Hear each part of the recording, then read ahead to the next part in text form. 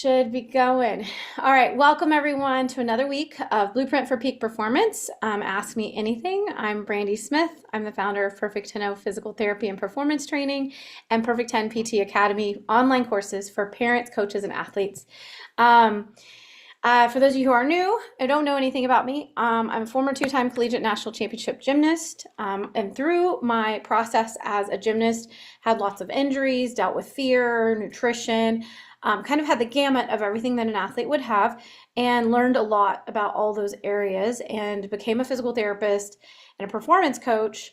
And what I didn't know is I was actually going to start to really grow more in those areas. I feel like God kind of prepared me for everything I do now. And so side note, based on what we're talking today, is that my very first job was, of course, gymnastics coach. I'm sure how many people who are former gymnasts stayed in the gym, got there early. I kind of started dabbling in coaching when I was 14 and really started coaching when I was 16. And by 17, 18, I was actually the preschool director at our small town gym in Texas, in rural Texas. And I absolutely loved it, creating the themes. And I was really blessed because my small town gym was not far from Austin. And if anyone knows anything about Texas, Texas has a very strong coaching education at the Gymnastics Association of Texas. So my very first GAT that I attended, I was 16, and I went specifically because I was 17, 17. And I went because I was a preschool director, and they sent me to go to all the preschool classes. And I happened to have a free spot, and I got to check out Doc Alley then. That's when I first met Doc Alley, and she helped me with my own fear. But side note was that preschool stuff, I began to learn about preschool and about how to develop a program and what we're really doing in preschool gymnastics. And that was some seeds that were planted that I had no idea, fast forward many, many years later, were going to be a part of my life. And I'm super excited that they are. I later, when I was in college and undergrad, when I was a gymnast in college, I would go and sub and keep coaching periodically. So I never had my own gear because I was always an student athlete, which is a lot of time. But I helped with the preschool program, and I also coached all kinds of other levels up to level 10. But my favorite was the preschool, and still is my favorite to teach. And then I went on, and in my PT years, when I was getting my master's, I helped a couple gyms in our area actually with their preschool program because they were in a stagnant place and they were looking for new, fresh ideas. And I was like, oh, I've done preschool a lot, and I've been at several different gyms, so I've got some ideas. And so I helped them build their program. And I also helped coach preschool there because that's what I want to do there. Do you want to coach team? And I was like, I will substitute if you don't need anyone, if you need someone, because I had that skill set. But I was like, I'd actually rather just have a regular class preschool. So I actually took on regular classes by my last year in PT school, where we weren't in school so much, which was funny. I look back and I'm like, yeah, I needed extra things to do. But gymnastics was always a centering place. So I really enjoyed it.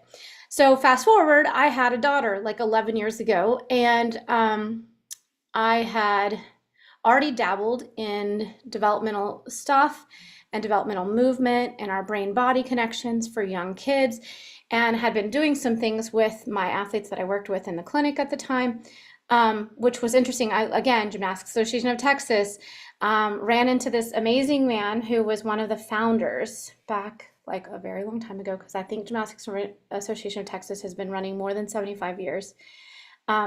Bless Phil Hendrix's heart. He has passed in the last 5 years, but he was came in and listened to me, and he was a go-getter. He was in his early 80s, and he still would do a handstand. He had a picture of him stunting with someone when he was 70 something. And this man worked out every day, had a stall bar set in his back patio. And he came to me and he goes, "You're amazing. I love what you're doing. It really reminds me of one of my colleagues and friends." And his name, why did it just leave me? Ed Snap. My brain just went blank. Ed Snap. And he goes, "Have you ever heard of the Ed Snap approach?" And I was like, "No, I don't know what's going on." And he was a Gymnastics Association of Texas. This is a history. You guys didn't know this.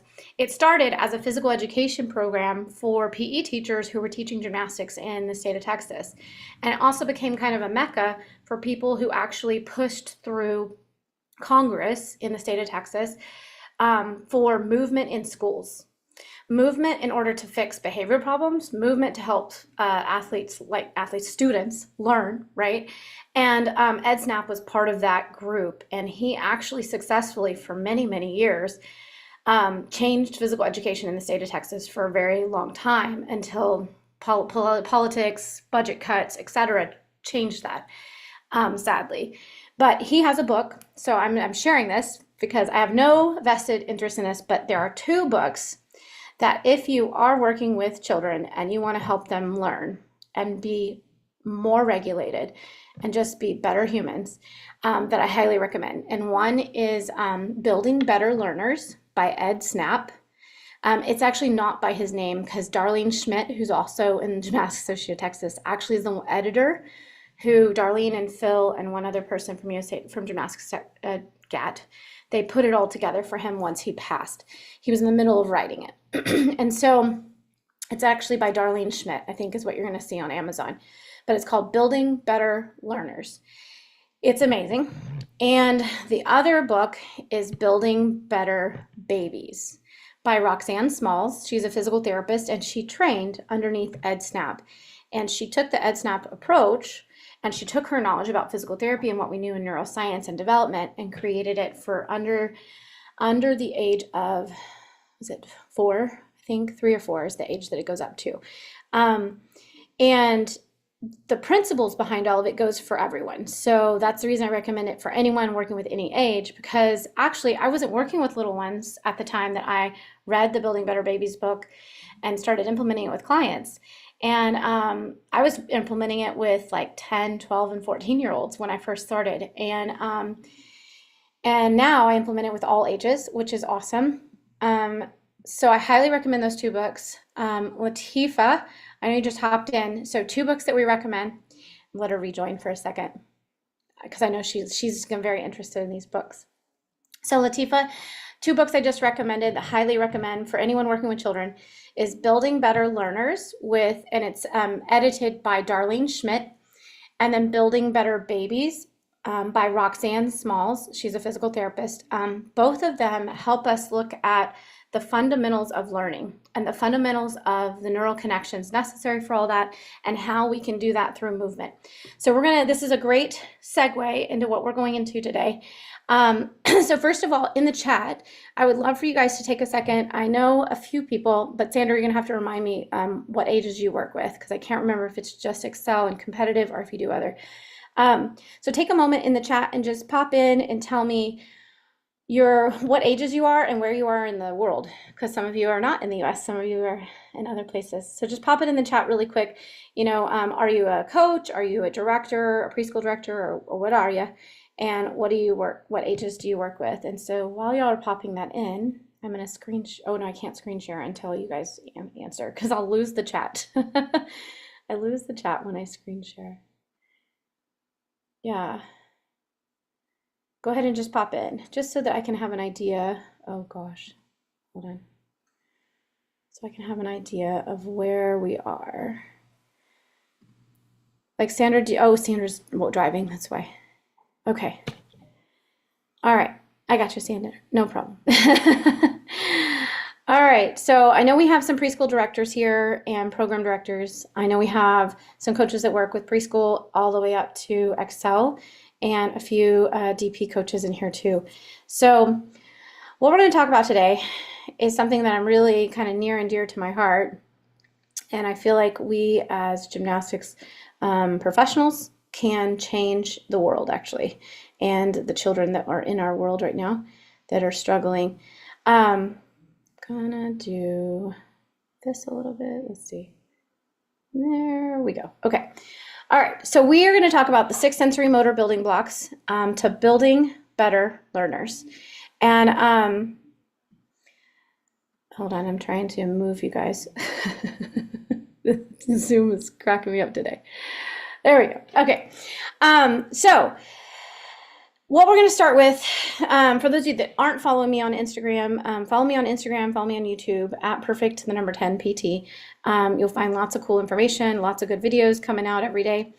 But what I want to talk about, and the reason why these 6 sensory motor building blocks are so important, we've been talking about like family-centered gyms. We've been talking about the need for a village. We've been talking about memory issues. And oh, no worries. Thank you, Tanya. Oh, okay. Okay. Well, I'm glad you popped in. So hopefully you can catch this. We'll send you the recording as well, Tanya. And if you have, I'd love to connect with you too. So I might shoot you a message or something after. But the 6 sensory motor building blocks. So we're talking about this because there is a high prevalence of neurodivergence, sensory integration issues. There's a whole lot going on in the world. A lot of dysregulation, period, everywhere. I'm just going to use that word, dysregulation. And what we can do in the gymnastics community, no one can do elsewhere. And there's no room for it in the world of education anymore, which is sad. It can be changed, but I don't have any input there. So, there's a lot of push. Congress and other funding would need to happen to help change this, and also maybe some education systems, which I do have some schools that are possibly interested in these programs we have, but where we can make an impact easily, and also in the healthcare world, unfortunately, most healthcare, not my practice, but most healthcare is driven by insurance. And in insurance world and land, there's no room for a lot of this education and experiences that need to happen just because they need to be developed in a certain way. Now, there are some PTs and stuff that can do this and are doing this, but it's just not happening everywhere. So, well, Bazzoli, I am having the silliest thing with Zoom. Give me 1 second. All right, I closed the chat, so give me 1 second. I'm gonna open it back up. Zoom's killing me today. Or I'm killing Zoom, one or the other. Yeah, downsize, please. Thank you. All right. So what we're going to talk about today are the 6 sensory motor building blocks and how we as the profession and as the community of gymnastics can actually use these with all of our kids that come in, and how we could even create special programs if we wanted to. So there's a whole lot of opportunity. So I just want to show you, and we're going to talk about the 6 sensory motor building blocks for all, not just for one age, because I know we have a lot of groups here, but I want you to be thinking about your preschool programs and where we can integrate these things with our smaller kids as well, because the sooner, the better, okay?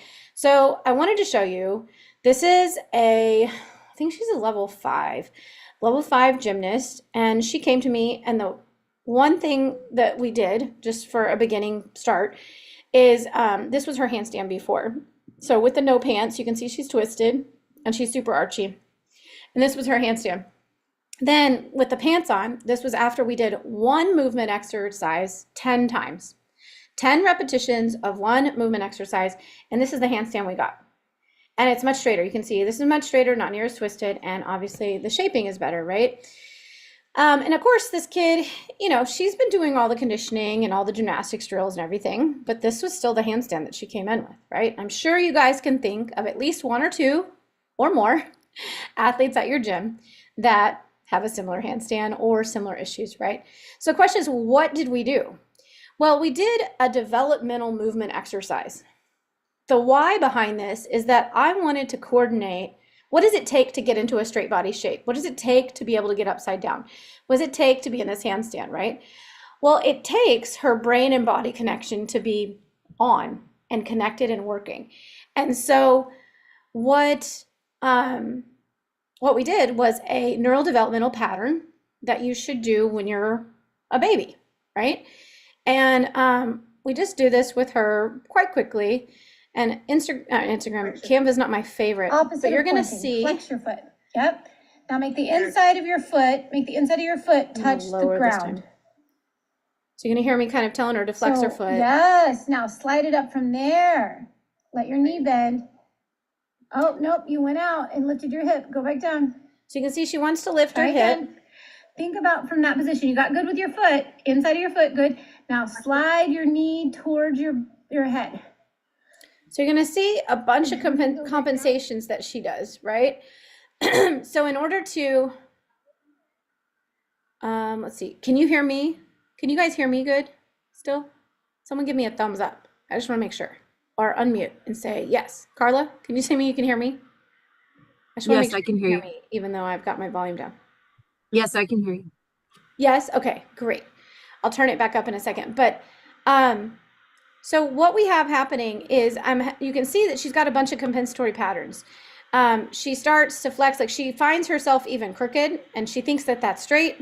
So mom has to help her. She straightens her out. You saw it, she lifted up her hip. You saw at one point her knee goes out this way. She's kind of all over the place, right? And what's super cool about this is, so mom is actually helping create some neural patterns, which is what we do when we spot athletes, honestly. When we help an athlete through a skill, we put them in a shape, we're actually helping train their brain a little bit. Now you see she still wants to flex that hip up, even though mom's got her knee and her foot in the right direction. You can see she's fighting, so mom's like, okay, lower the hip, there we go. So we do this a few times to figure it out, okay? And then in the end, she ends up, and you'll notice that on the right side, she does better. And so the other point to this is that the pattern itself was never really ideal. Not the first time we did it. It wasn't the ideal pattern. It took a little bit. But it's the act of doing the pattern that helped her. And it's the process of getting towards, so you see she starts to want to lift up her leg. She's doing some other things on the other side that are a little different, but she gets the pattern much better on the left than she does on the right. Now, to do those 10 repetitions, again, she didn't have a perfect ideal pattern. She was working towards the pattern we're looking for, right? So all 10 were not perfect, and that was great because each one she did, her brain was creating a connection and learning.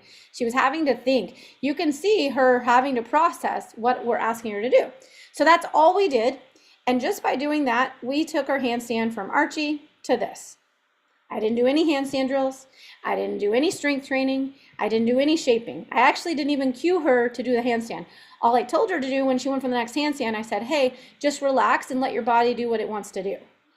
After I taught her brain how to connect to her body, right? So wouldn't that be great if we did this with everybody? So Born to Move is our preschool program we have, and it's 3 months old all the way up to 5 years old. We have separate curriculums. Babies, which is 3 months to walking, which is around 12 to 14 months. Waddlers, which is walking, are starting to be very interested in vertical, taking a couple steps. They may not be fully walking yet, all the way up to 2 years. And then we have our toddlers, and then we have our preschool, and preschool's up to 5 years.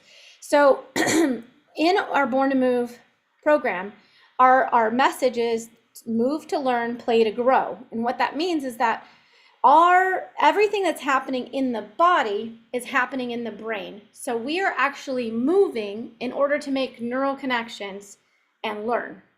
And then they found that if you are playing and having fun, releasing all the happy neurochemicals, you're actually going to grow and thrive. So it's through the play piece that actually integrates what we're doing. So let's talk a little more. One way to look at this is that no matter what you're doing, you have input, you have to process it, and then you have an output, right? So our input is all of our senses, our proprioceptors, which are inside our muscles, our joints, our tendons, our sense of smell, of course, our eyes, which is our visual system, right? Our mouth and tongue, of course, gives us a ton of information, and then our inner ear, which is our vestibular system. All of those systems, right, they put information into the brain, and then in the brain, it is processed, and then you get output called gymnastics or school or ability to sit still or follow more than one step instructions or have memory. All of those things are outputs, right? Or sensory integration, emotional regulation, the ability to regulate our emotions, that's an output. Now, anywhere in this process, if we have a problem, right? If we have a break in the system, like information is just not quite working. So if we have weak visual system or our vestibular system's lacking or our proprioceptive system's lacking, that's going to be decreased input, and then our output's going to be affected. If somewhere between the input where something comes from my senses and it goes to my brain, somewhere in that part of the process is not working or functioning properly, then we have a break in the system.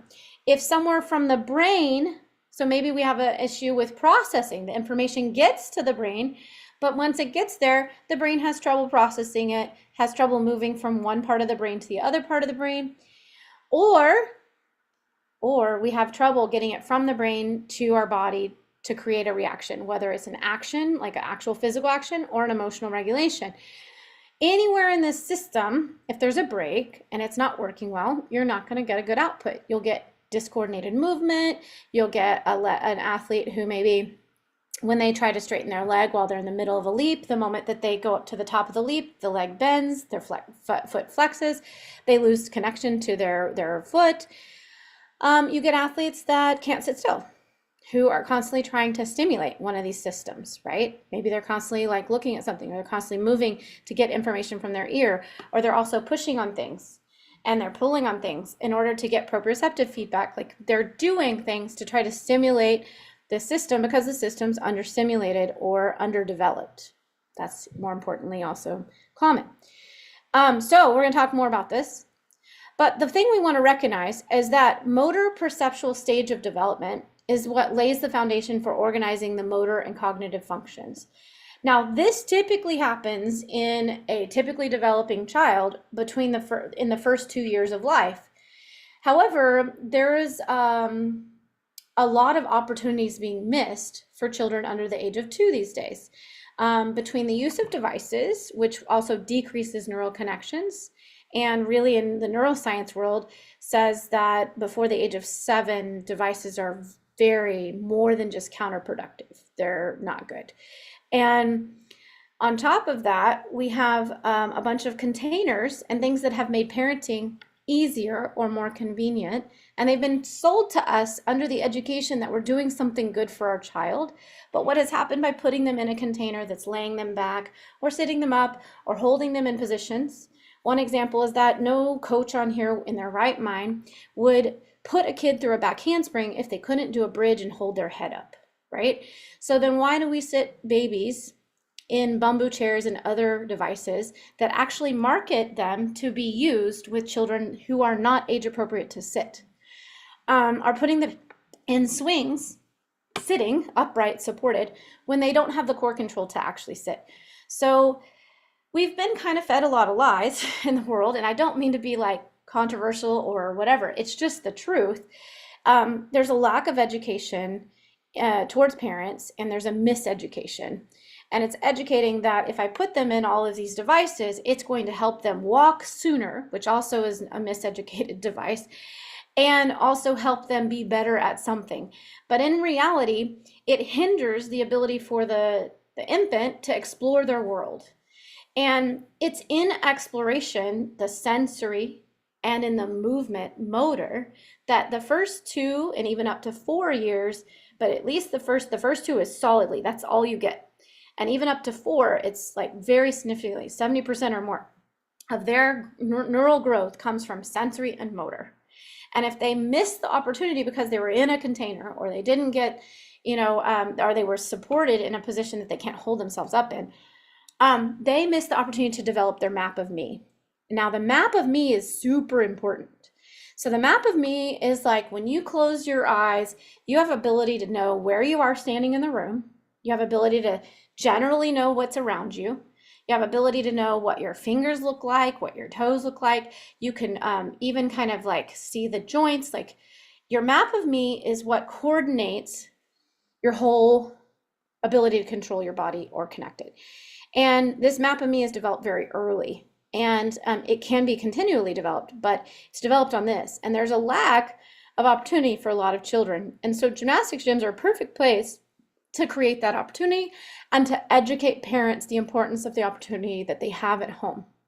So one thing we want to talk about this map of me is that you have these 2 cortexes in the brain, okay? 2 areas in the brain. And you have one that is a motor.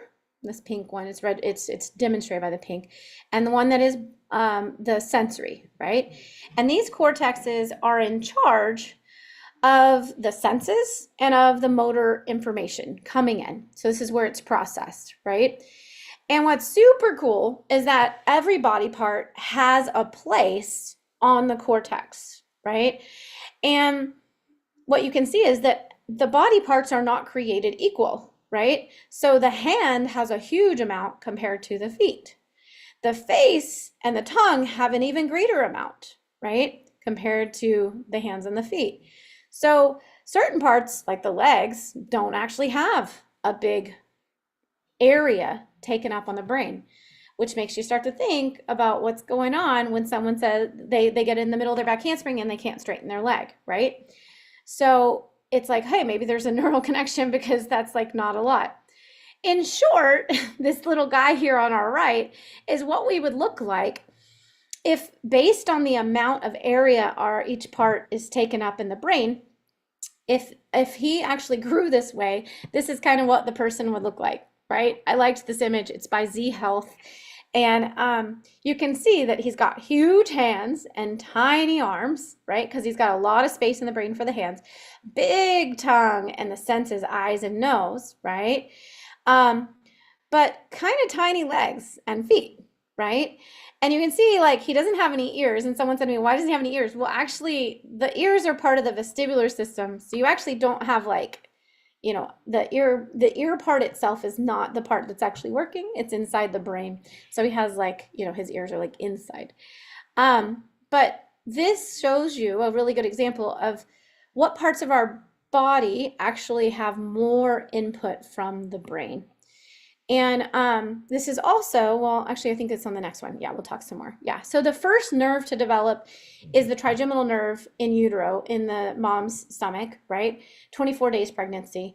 And this is important because it's motor for chewing, and it's also the sensory for the face, which is important for the rooting reflex, the ability to suck and to nurse, right? So there is always a reason and a rhyme and a reason for everything that develops in the body and how and why it develops.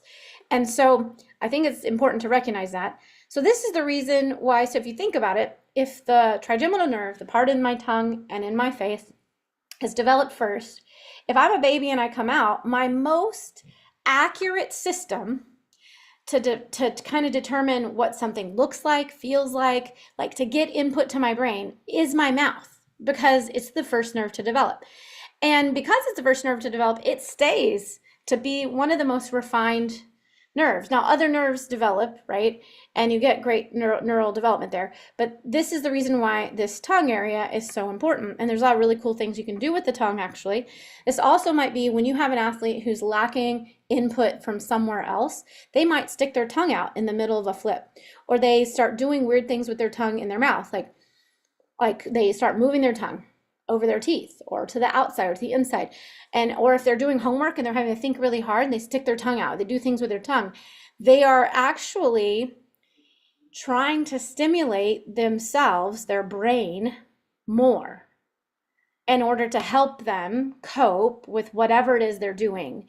There's some part of their system, going back to this one of the parts of their systems may or may not be, either they've strained the system so much because it's just so out of their first normal thing they're used to that they're having to try to stimulate more. So they innately go to the tongue first because there's a huge space in the brain for it. Or they're lacking input in proprioception or visual or in their inner ear. And they use the tongue to try to help make up for it and get more input. I want to take a second because I know you guys have children that look like this, who do this. But I want to take a second to see if anyone has a thought or a question or like to come in on an example of how they've seen this show up, with athletes. You can just unmute because I actually can't see the chat now. All right, if y'all don't unmute, I'm going to keep going. So the sense of touch is the first sense to develop. It develops in the womb at 7 weeks pregnancy. The sensory receptors start at the face, of course, really smart, so that when we come out, we're ready to start nursing so that we thrive, right? Begins with the sensory of the face and the lips and nose. And by 12 weeks, it's the sensory of the hands, the palms of your hands, and the soles of your feet. So it's really important. The trigeminal nerve is the most developed nerve in the first year of life, period. So this is why it's important to allow our children to put their hands in their mouth. And there are some practices in places where they put socks on their hands because they don't want them to have infection.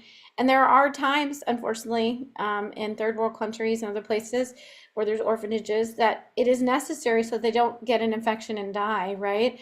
But later, when you have children that are adopted from that, it's very, very important that we address this because they didn't get to put their hands in their mouth and help improve their input. So they have sensory integration issues, partially just from having their hands and feet in these socks, right?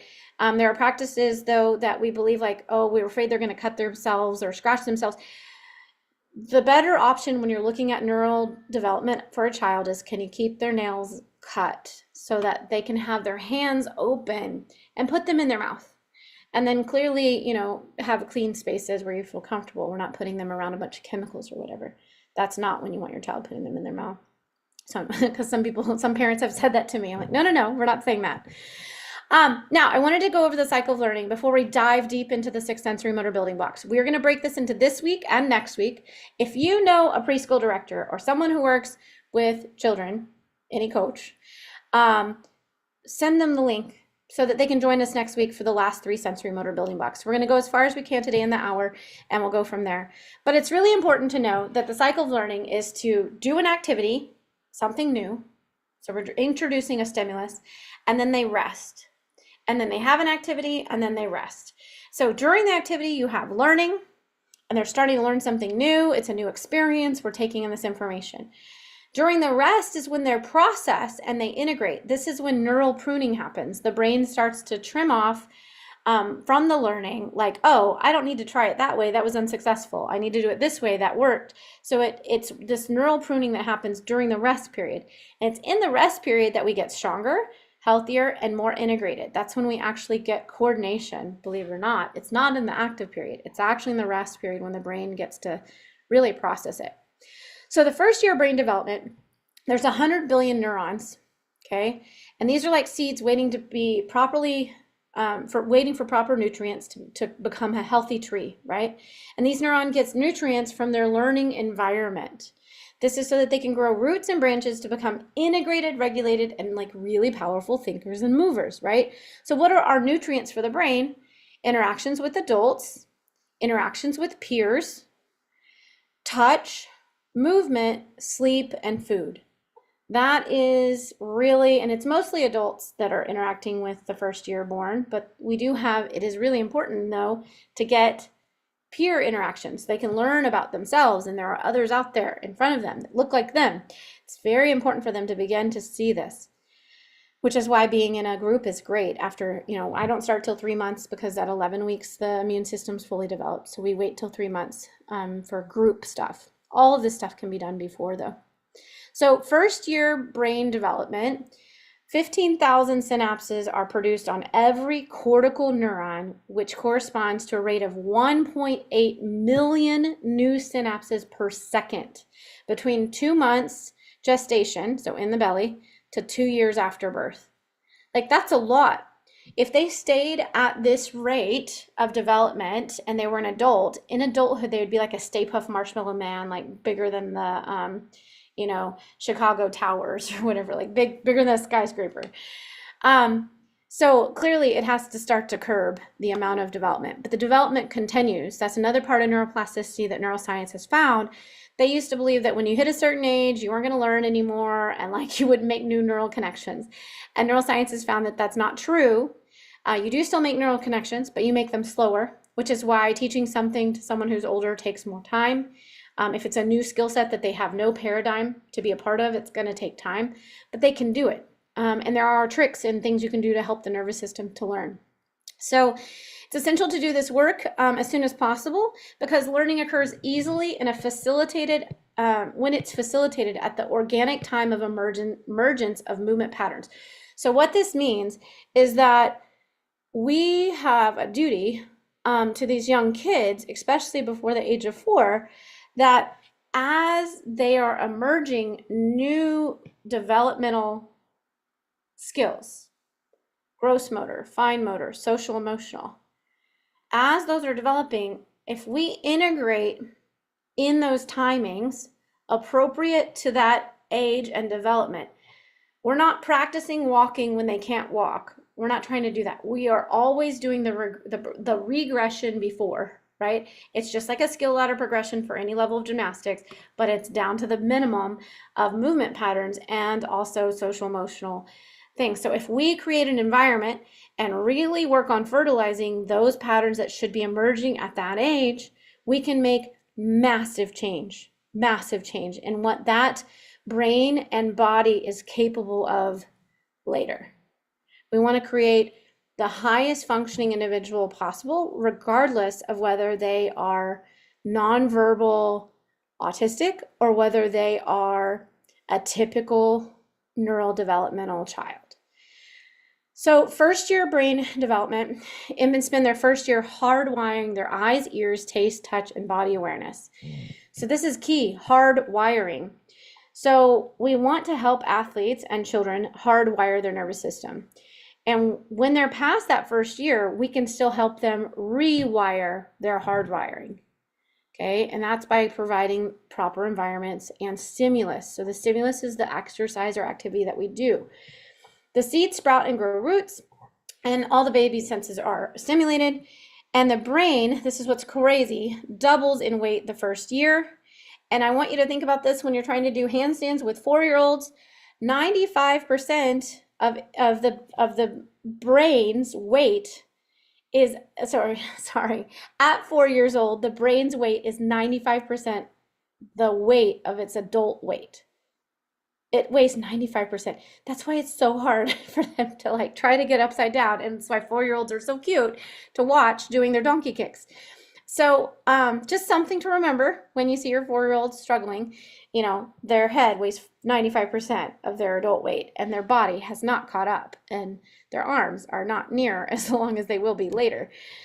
Now, we're not going to go through this whole chart, but I do want to point out this chart. So I composed this chart mostly from the American Academy of Pediatrics. However, I also pulled from the World Health Organization and a couple other ones because it is all over the board what age children should get a certain developmental sequence.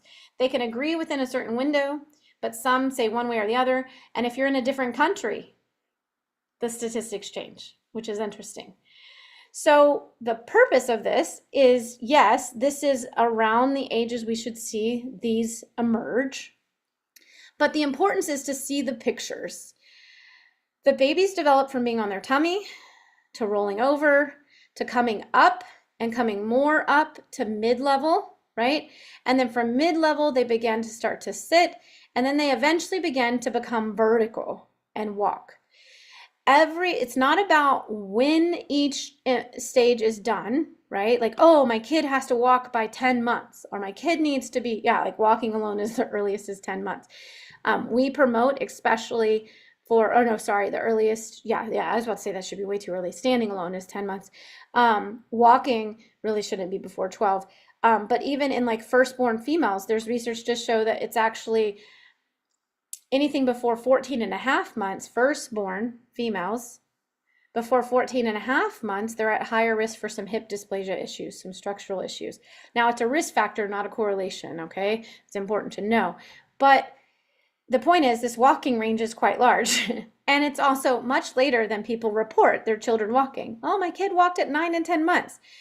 That's not a good thing. So early emergence of skills is not really a good thing. We want to spend more time on the level before. So if a child is like right here at 8-9 months and they're starting to really stand alone and they're showing interest in walking, I tell the parents, stop grabbing their hands. That's like the worst thing you can do for a child, because that's going to change their center of mass. It's going to make them go wide. It'll make them walk when they're not ready to walk.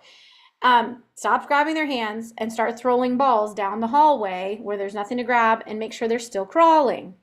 And the more they crawl and the more they creep on furniture, right, the better their walking will be. So it's just like gymnastics. The better your bridges, the better you kick over, the easier and better your back walkover to kick over is going to be, and your back handspring will be. So key, though, is that each one of these phases should happen in sequence. That's the important part, sequence. And there's even more interesting stuff about this is that when we're on our tummy, we're actually activating our low brain, which is our reptilian brain, which is our centers for safety, security in the world. This is where we get regulation of our heart rate, our respiratory rate, our digestion system, our sense of safety in the world, and security. It's developed on our tummy. When we're on our tummy, the reptilian low brain is foundationally built. When we go to up on getting our head up in the air on our belly, pressing up, and we start getting onto all fours. This is when our midbrain becomes foundationally activated. This is when we build the foundation for the midbrain. The midbrain is where we have emotional regulation. When we go and get vertical, we're now accessing and creating the foundation for the outer part of the brain, the mammalian brain, the human brain, our thinking brain, right? So our thinking brain that helps make logical decisions, though we don't have prefrontal cortex, just remember that, we don't have prefrontal cortex. Females fully developed by 23, males fully developed by 26. And that does vary a little bit, right? But that's when the prefrontal cortex, which makes full decisions, right? This is why 24-year-old males are not insurable for rental cars, because they know this. They know that they're going to make not good decisions. And they're just notoriously not good for it because they don't have the brain development for it. So this is important though, because the sequence is important. You want to go from, like I said earlier, what happens in the body happens in the brain. So if we're moving on our tummy, we're creating that sense of security in the world, that foundation. As we go to our hands and knees, we're starting to create emotional regulation centers. We're developing that. We're creating a foundation. And as we go into vertical, we start to work on our thinking brain. Have you ever had an athlete that's super smart and super good at their thinking brain, but when it comes to emotional regulation and behavioral control and impulse control, they can't? Or they have they cannot interact very well socially. Right? That comes from the midbrain. That comes from possibly walking earlier. I always ask these questions. What age did they walk? They say 9 months, and I go, ooh, we didn't spend a lot of time in the midbrain. You know, maybe we need to back up and activate the midbrain in a safe way. Now, you also have a bunch of kids that just don't feel safe. They're always on. Their nervous system's on. They're kind of wired fast, and they're easily startled. Noises startle them. Sounds startle them. Like there's a lot of startling happening, or even self-judgment can also put them onto the alarm system heightened, right? They may not have spent a lot of time on their tummy and developed a solid low brain, reptilian brain, where they get their sense of security and safety, right? And so what's cool is we can always go back and revisit these things, but it's really important to revisit them in sequence. So when you do movements and you're doing them specific to help with certain parts of the brain, we want to move them from this sequence to that sequence, or we want to move them from this midbrain to the high brain. It depends on our goal and what's going on. But if we have an athlete that's having a lot of emotional regulation issues, if we work on the midbrain, that'll be great. And we can do like crawling as part of the activities as a station. And then if we have another athlete that is startling very easily, we can put them down on their belly and do some belly crawling, or on their tummy work. I call them wiggles. There's a whole bunch of patterns we can do. And we can help them get integrated. And the more we revisit this, the more their foundation will get solid. It's a little more work because we're having to revisit a foundation that wasn't built before, right? But it can be done and needs to be done, right? But if you have a preschool program, we can start this stuff early and help teach kids and parents, right, what needs to happen so that they can develop these parts of their brain when they're supposed to be emerging, right? So important back to this is this whole order.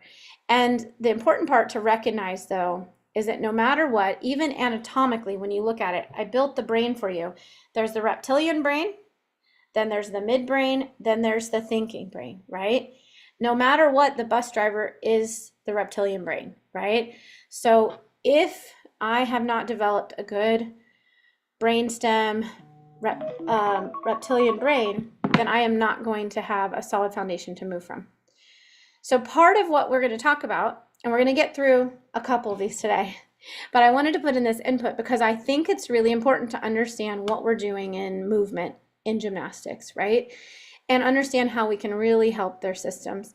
So these are the 6 sensory motor building blocks. Our Born to Move program is totally built on it. And it's also built on having a lot of fun while we do it. Why? Because we're born to move, and we move to learn, and we play to grow, right? So we have to have it fun in order to really grow those neural connections that we want. So proprioception is our first building block, which is our orientation. Vestibular is our balance, and tactile is our bonding, right?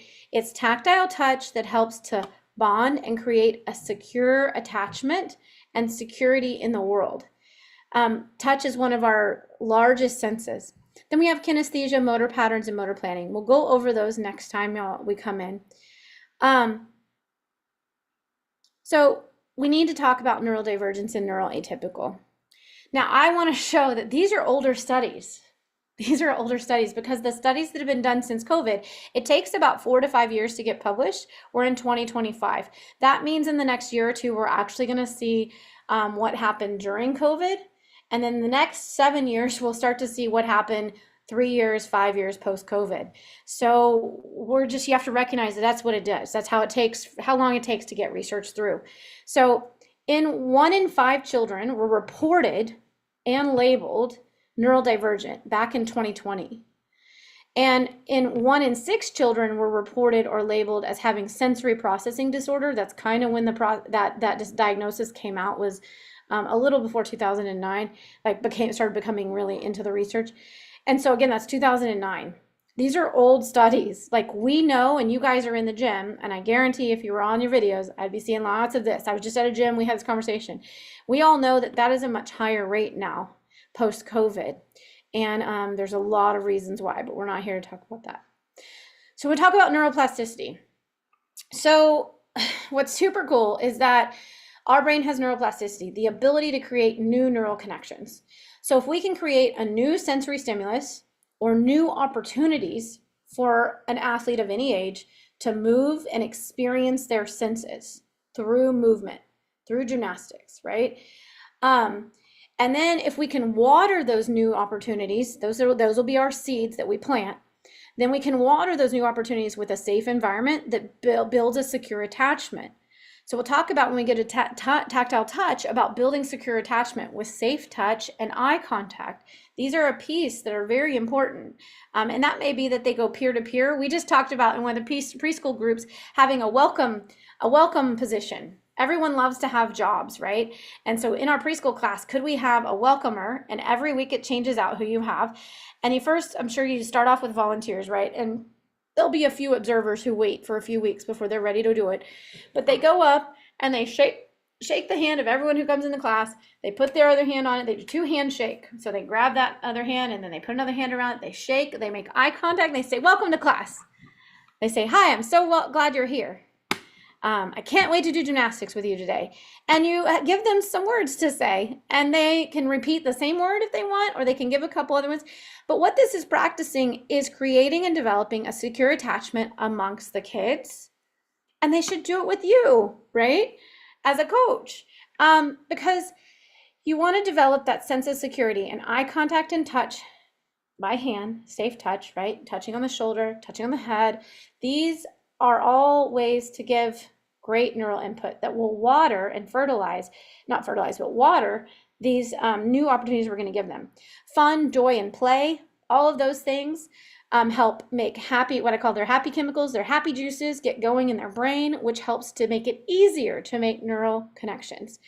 And then movement is our fertilizer. So movement through our class fertilizes these seeds that we're watering and planting. And these are how we nurture these.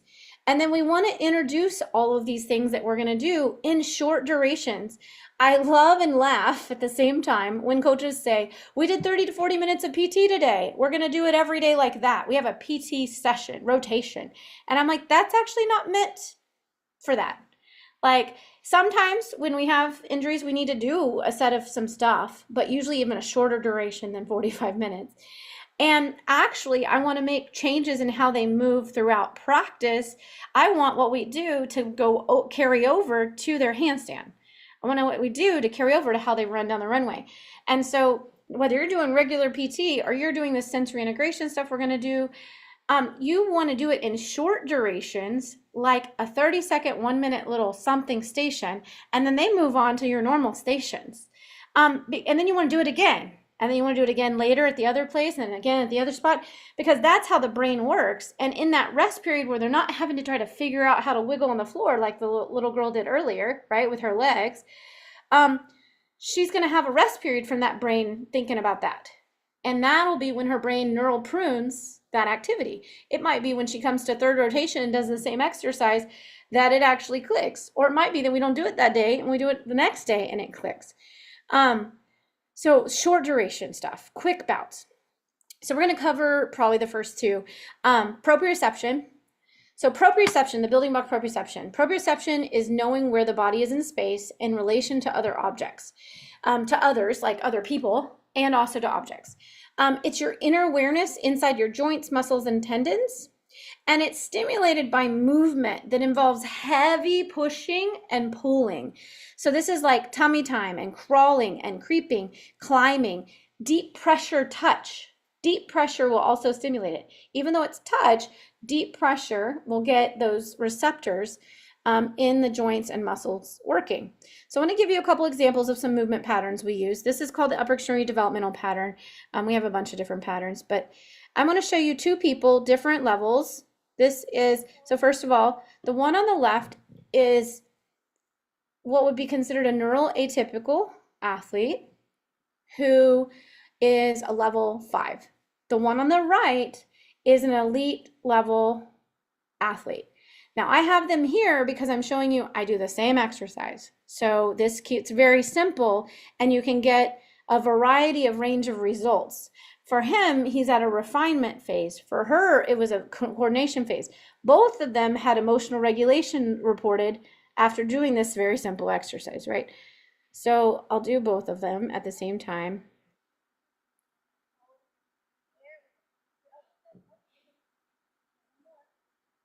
And so I just have them, and so you notice she's having trouble rotating her whole spine, whereas he will rotate his whole spine.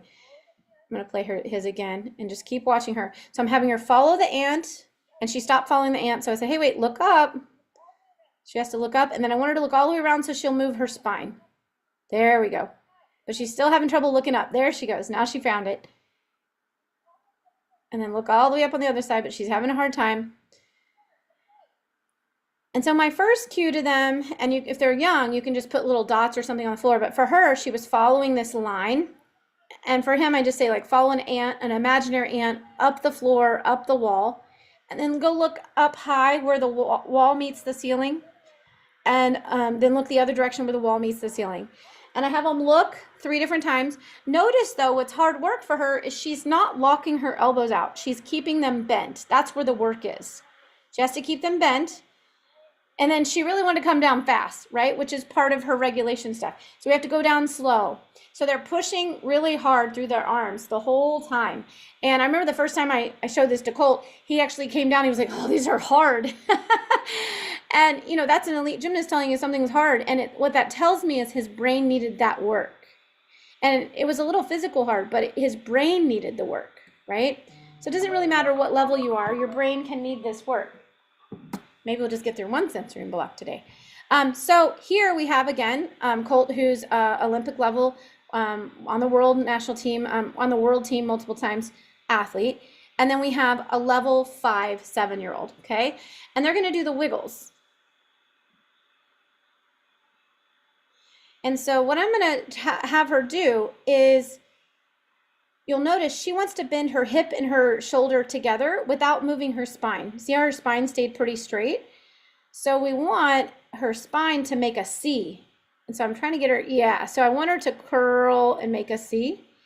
And we're going to want her to flex her foot, which is also hard. So I'm not going to do everything all at one time. I'm just going to worry about the C.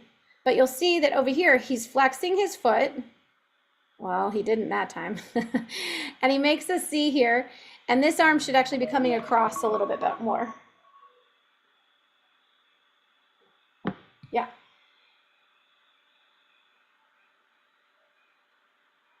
And so this arm actually needs to reach a little bit more over. And I think I can help her move. But it's all about doing the movement. There we go. So see how she starts to get her C. And her pattern starts to kind of clear out. So you have one arm stretching out long and the leg stretching out long. Everything else is coming in. You have length on one side of the spine and you have shortness, right? You're making a C on the other side. So we did these exercises and this is what she looked like before. So you'll see that her knee rolls in. Watch my hand when she straightens her leg.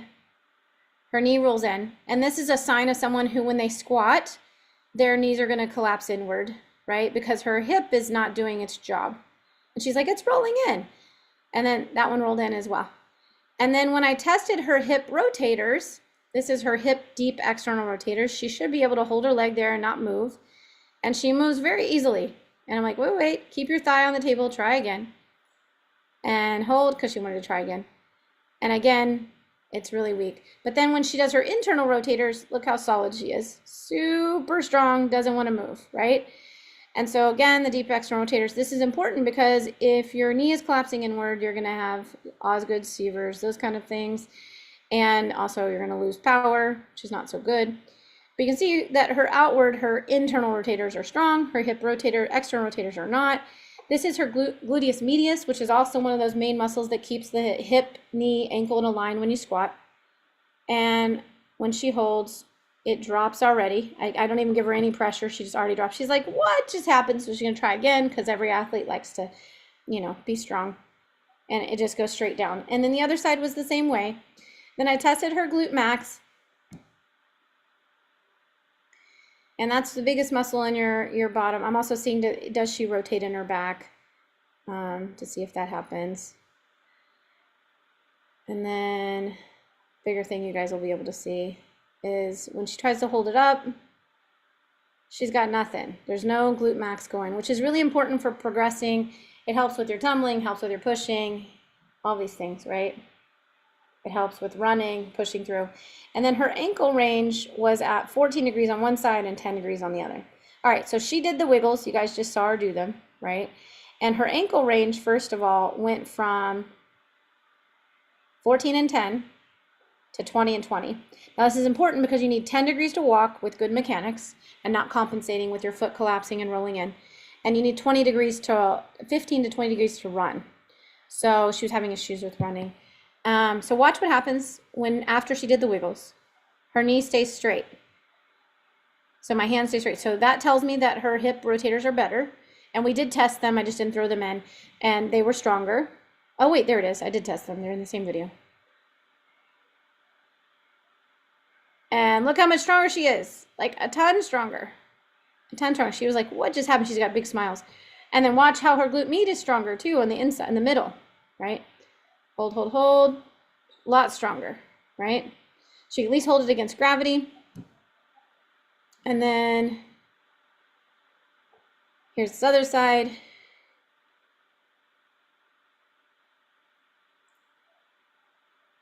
And I'm pushing pretty hard. And so it's a lot stronger than earlier. She couldn't even hold it against gravity. And then this her glute max, help her get down that runway faster and land a lot stronger. She was all smiles when she got up after all this. I said, well, do you think you should do this exercise before gym? And she said, yes, I should. Okay, so we're right at time, but I want to go into, so we'll just have to cover it next week. We'll cover the vestibular system. We'll talk about how it's part of the inner ear, and we'll show you guys a bunch of vestibular drills at a bunch of different ages. And then we'll go through the other building blocks. So next week, let me get you back to the building blocks so we can talk about it. I wanted to spend some time talking about the neurodivergence and the importance of all this because I thought it was so important. But next week, we'll go through the other building blocks. So you got 5 of them. We'll hit them really good. And then let me see. I wanted to show you guys because today is cart open. So today we have cart open for our Born to Move Waddlers program. It's a structured program. Now the whole program goes from 3 months to 5 years. So we have a curriculum for each age, but right now we're doing the Waddlers. We only offer them once a year because I'm only one person and I can only do the lives once a year. So this is your opportunity for the year. Help build better learners at your gym. The program covers all 6 motor building blocks, and we help you understand those neural development and what that means to specifically the Waddlers. which is going to be our walkers to 24 months. You get lesson plans, pre-made, already done for you lesson plans, and we teach you though the why and the concepts behind the lesson plans to help you continue to make more lesson plans. We'll help you also make custom ones in some membership stuff if you decide to do that. And then we have all the nursery rhymes and music bundles that you need. So everything you need to run the program when you get done with our live trainings online, our live online trainings, you have everything you need: structured curriculum, nursery rhymes, dance, music, all of it. You get all of your equipment and props that you need to run the program. You get live online trainings. We also have some pre-recorded. So there's some pre-recorded modules that you have to do before we come to our lives. We have 6 live sessions starting October the 14th. They're on Tuesdays until like November 18th. And they'll be with me, and I require, in order for you to have your gym to get the franchise rights and your gym to be Born to Move certified, I require at least one person, be it your preschool director or whoever's running the program or even the owner, to be in on our lives. And then you get the franchise rights, which means you get the entire curriculum and our online portal. So even the lives are recorded, and we create 5 to 10 minute chapters. Everything's broken into small chapters that's on our portals, so that you can then train younger staff, other staff over and over and over, and continue to use the program. We're even going to give you a basic marketing kit, which has a trifold flyer, single flyer, and also a promotion video, which I do want to show one of our versions of the types of videos we produce. You're going to get a different video for the waddlers. And you get to put all of that stuff customizable with your logos, your branding, all of that stuff. And yeah, so today is the cart open. So it's a done for you curriculum. You get also certifications for your gym and for your individual coaches who take the class. You get the marketing material we just talked about. Oh, you also get like the basic kit comes with 10 already, like I would say stock images, but they're not stock images. They're images we did with our Waddler program. So you get 10 photos to start your marketing with. Our goal is that you're able to finish the program and market your program, fill your classes, and just start running it, because I feel like everyone in our country needs this right now. So we just want to make it easy for you to get going and get started. So you're welcome to click on this QR code right here.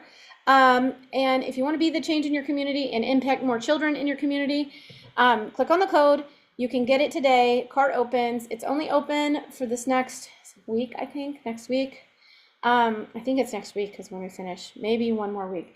But it's only open for a short period to sign up.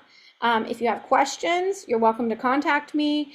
You have my information. You should be able to contact me through Instagram or Facebook, or even, since you guys are here, you can even contact me via the chat. I'll drop my number in. Just text me. Texting is the fastest way to get a hold of me. But yeah, jump in here. And I do want to show you guys. Oh, wait, that's not what I wanted to show you. Hold on. I want to show you this. So we have a link, and I'll throw the link into the chat as well. Copy. I'll put that in the chat here in a second. But I want to show you really quick an example of the type of videos we do. This is not the video you get as a waddler. Oh, wait, hold on. I have to do my speaker though. Okay. Development starts as early as 3 months, and yet most programs wait until 18 months or later to begin. That's a missed opportunity. We're proud to offer Born to Move, a research-based, professionally led program designed to support your child from tummy time to toddlerhood. Because movement isn't just play. It's how your baby learns to process the world, how they build the brain-body connection that underlies everything. Sensory integration, emotional regulation, motor coordination, confidence, language, reading, and writing. And yes, even school readiness. Through 6 foundational sensory motor building blocks, this program lays the groundwork for better learners, children who are more regulated, more resilient, and ready to thrive. Our instructors are professionally trained and licensed in the Born to Move curriculum, ensuring your child is supported every step and crawl of the way. This is more than a class, it's a foundation for life. Visit our gym, join the movement. Build the foundation for a lifetime of learning, growing and thriving. Move to learn, play to grow. Born to Move is now enrolling.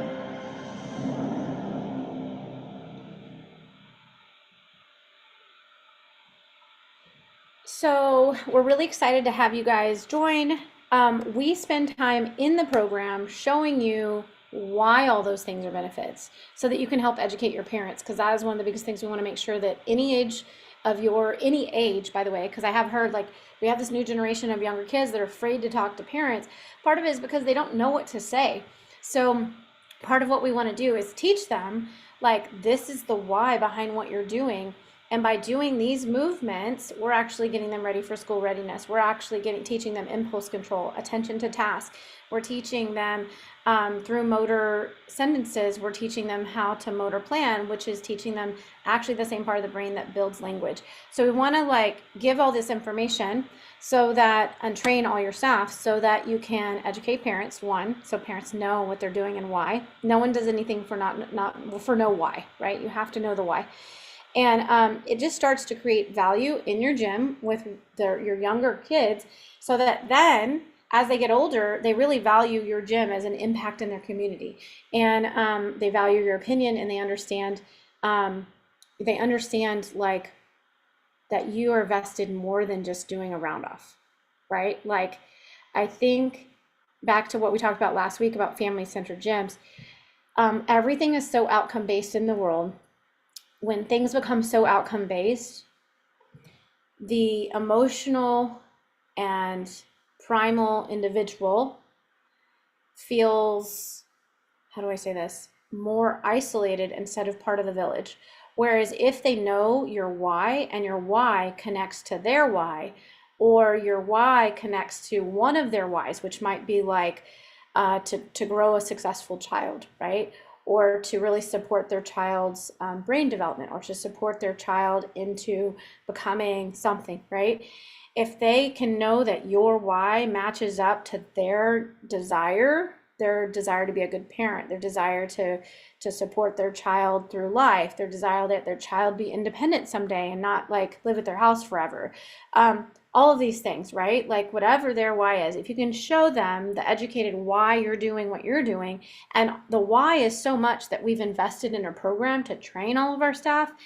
I think that what comes as a parent for me, and what I've seen with the parents that I've worked with, and you'll see some testimonials come out over the next week or so on our Instagram from the parents who've been in our program, because we're going to try to show you guys kind of everybody's perspectives, because we have coaches who've been in the program and they talk about how this is exactly what they've been looking for.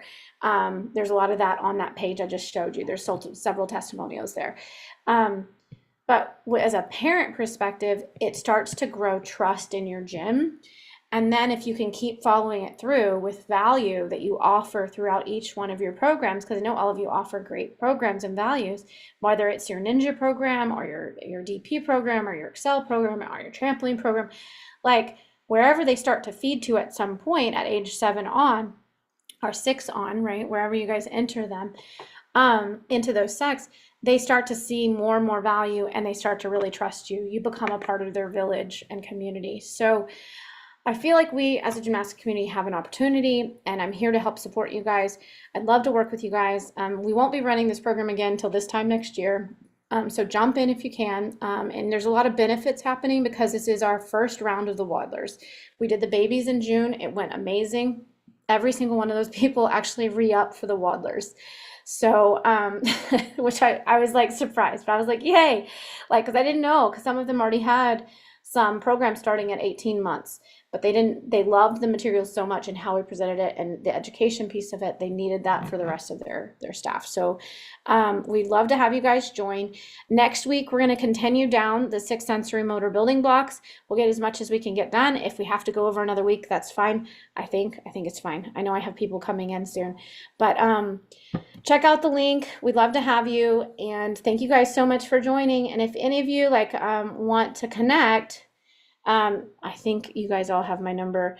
If you don't, let me drop it in real quick. So you're welcome to text me, and we can find a time, and I'd love to talk to you to find out if Born to Move Waddlers is a program that would help you out at your gym. Thank you guys so much for joining, and join us next week. It was so nice to see you, Sandra, back. It's been a little while. I'm glad to have you back. This was fantastic. I would need to watch it. I wish I could have watched it. There's so much to unpack that you talked about. Thank you. It was I know, you know me, I try to over deliver. Yeah. But I also, yeah, we'll have the recording and you should get an email on the next day or so with the recording. If you don't, just shoot me a text and I'll send it over to you so you can rewatch it. But join us next week so we can continue down the journey. And also, Yeah. Sandra, shoot me a text if you think that y'all's gym is interested in the preschool program. Okay, yeah. All right. All right, you guys, have a great rest of your week. I'll see you next week.